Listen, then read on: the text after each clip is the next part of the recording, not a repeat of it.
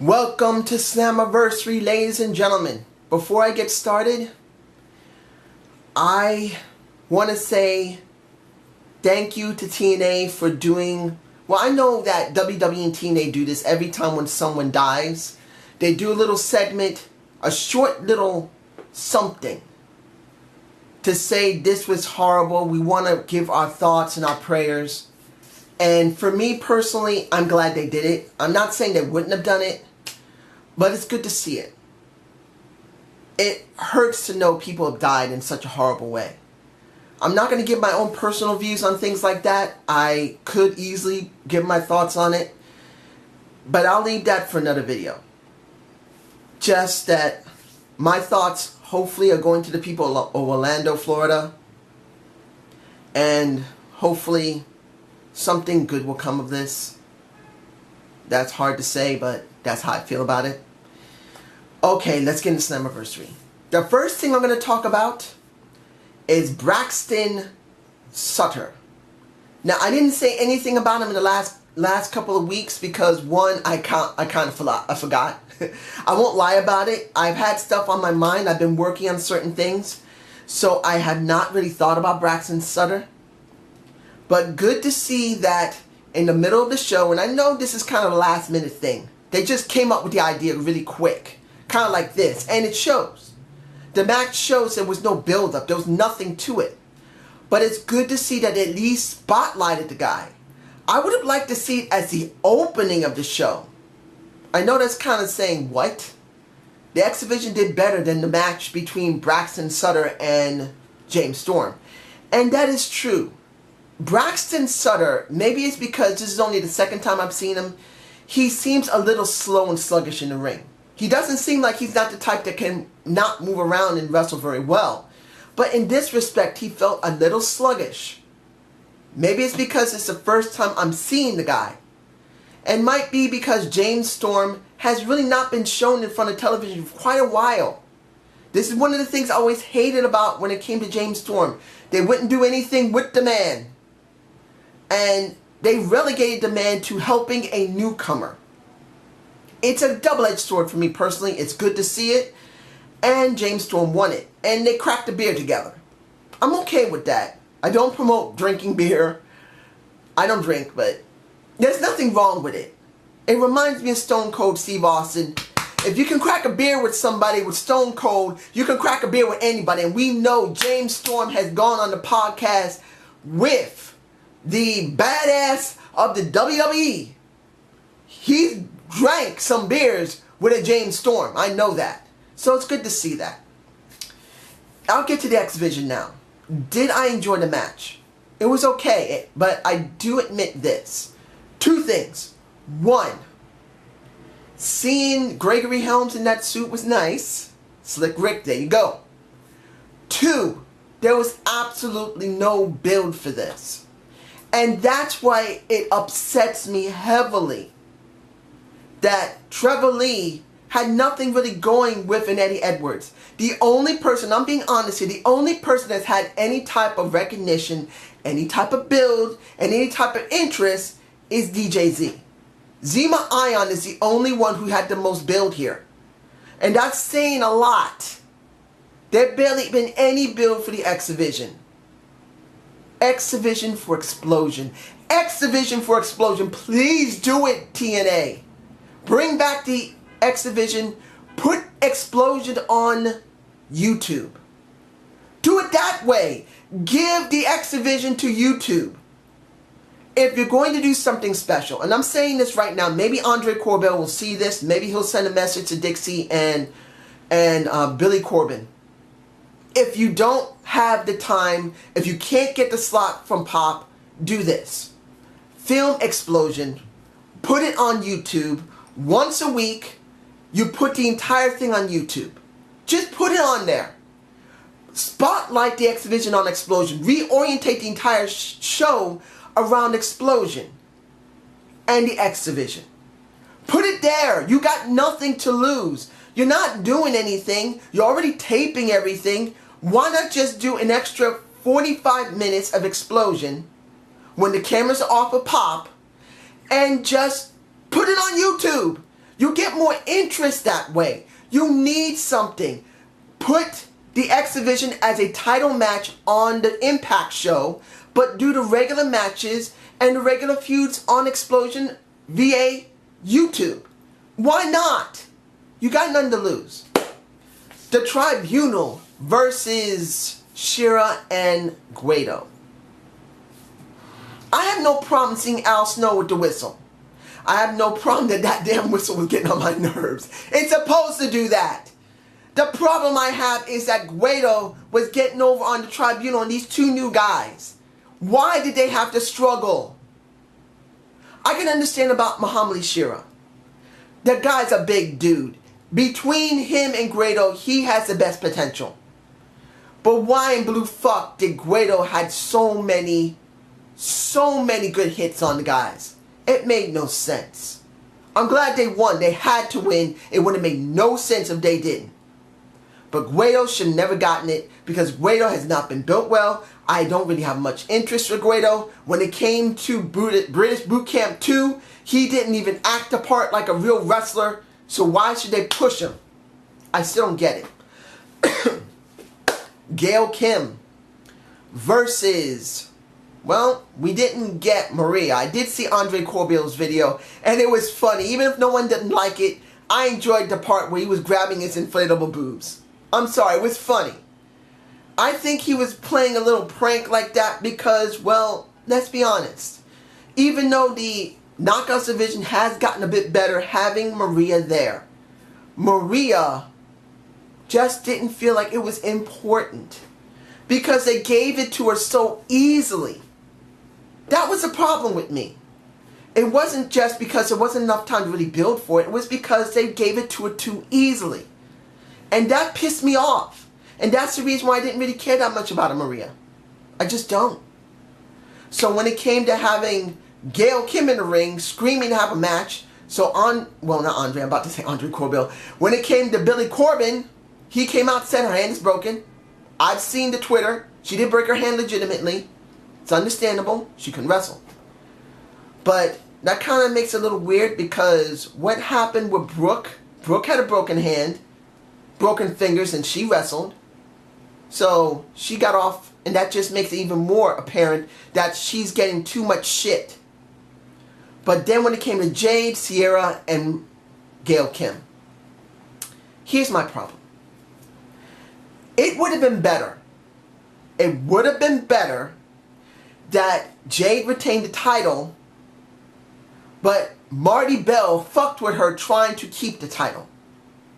She still wins, but now Marty Bell becomes her actual opponent now.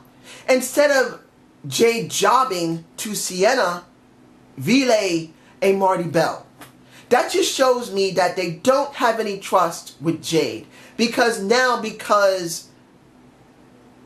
the Maria broke her hand, they got to do something with her group. So they give Sienna the title. So now there'll be a reason for a... calm down. A 6-time Gail Kim is coming. I just see it that way. There's no way Sienna's going to keep that title from Gail Kim. She's going to win it. And that just makes me feel really bad for Jade. Jade deserved better than this. Let's move on to Eli Drake. Eli Drake. Eli Drake fell his ass off on the ring. Oh, I don't know what was going on before that match when he was trying to talk with JB. And he had that little pause and he seemed like he forgot his lines. I don't think he was drinking. But still, that shit was funny. He going like this, rah, bang, hits his ass on the floor, looking around saying, shh, nothing happened. Nothing happened. That was a highlight of the night for me. That was some funny shit. That was some funny shit. And when it came to Josh and the Pope could not play that shit off. I think they wanted to laugh their asses off so badly they had to hold it in. Because that was some funny shit. That was a bad botch. Was it a good match? It was alright for what it was. But the problem is there was no build. Bram has almost zero build. The only person that had any build was Eli Drake. And I'm glad he won it. He's supposed to keep that title. We got to make him relevant. But he needs more time. He needs to be able to actually do something instead of this. I don't know where they're going to go with him next. Probably keep him with Bram, but this is what we got. I'm going to say that the crowd was not that strong. At certain points it was good, but the crowd wasn't really strong. Let's be honest, ladies and gentlemen. But one staple was there, ladies and gentlemen. And if you don't know me, when I watch my TNA and when I do my reviews, and sometimes I speak of this person, but I got to talk about it now. Sexy tank top girl. I think that's the best way to call her because she's always coming in a tank top that's either black or white. She reminds me of the ECW guy who is that straw hat guy or the vest guy or someone who came to the arena always there who's a character. She hasn't shown anything yet. She had a couple of basically cards showing her support for EC3, showing support for maybe Jeff Hardy and stuff like that. I'm kind of pissed off with Eli Drake because he walked right past her ass. And so did EC3. They walked right past her ass instead of just saying, good, give him a hug or something. Touch her or something. They didn't do shit. They did nothing. The only person that even went close to her was Maria when it came to EC3's match. She should have been treated better than that. She was showing her support. She's a cute little lady. I don't know if she's a teenager or a woman. If she ever saw this, honey, I don't know how old you are. If you are an older woman in her 20s, I love you, so damn cute. If you're a teenager, god damn it, that sucks. I'm sorry, I had to say it, ladies and gentlemen. Now let's go to EC3 and Mike Bennett. Was it a good match? Yes, it was. Was it a great match? That's debatable. It was a good match. Well above an Impact match, but I don't think it was a great match. It wasn't the second best match of the night for me personally. It wasn't. But it was a good match. And in the end, EC3 finally got what he deserved, and that is a win over Mike Bennett. But let's be honest here, that's one for Bennett, one for EC3. You're going to have a rubber match. But I hope that happens for Bound for Glory. That gives us something to build into. There has to be a cost in Bound for Glory. That's why I believe they're going to job this. Whoever's going to job. That's what I believe. Now, DK versus Bromance. I'll say it before and I'll say it again. Without Rosemary, DK is nothing. It's good to hear Crazy Steve talk. Crazy Steve, after at least 2 to 3 years now, has not said a word. Now he's talking. It's not bad work he's doing, but let's be honest, it's not going to be good either. He's never really talked much. And they're not going to let him be the main talker. It's going to be Rosemary. And I'm glad she always delivers. And she delivered here. During the match, she got into it. And she actually took a big bump because it was Jesse Goddard that threw her ass out of the ring onto the rest of DK. Now, this is the first time I've seen a woman actually get thrown out by a man. I'm actually glad to see it. I always said that when it came to Rosemary, if she's not going to act like a regular knockout, she's got to interact with the guys. She's got to interact with the men. If she doesn't, it really makes no sense. And in this case, I'm glad it happened. I'm glad it went down the way it did. And I'll say between everyone there, Jesse did better than most. He did. In the end, DK won. But now what? Are they going to keep doing this with Bromance until they can actually have a team that they can get? My guess is the best team they can go up against is Tribunal because that's the only other tag team they got. It's sad to see this with TNA. They have almost nobody here. They need more. They need more. And to be honest, this show needed a little bit more. It was good. The music was good. Many of the matches was good, as I said. The X Division match, and I'm calming down about that, it was good, but it still needed more. And when it came to Hardy versus Hardy, we got more. We got more when it came to Jeff Hardy versus Matt. I know everyone doesn't like Matt. But Matt did a good job. And Remy, I got my breast. I'm sorry. I know they're probably small, but she makes them look very nice. Yeah, I still love the tank top girl, but still, Remy's boobs are Remy's boobs. Was it a good match? Yes, it was. It was a damn good match. Seeing Matt in the very opening of the match get his head hit up against the turnbuckle and he acted like it was freaking nothing goes with the character. I'm not saying Matt Hardy's a great actor, but he's good. Getting his head whacked into that turnbuckle was actually very good. I'm glad it actually happened. The music for him was different. Having that music was actually very good.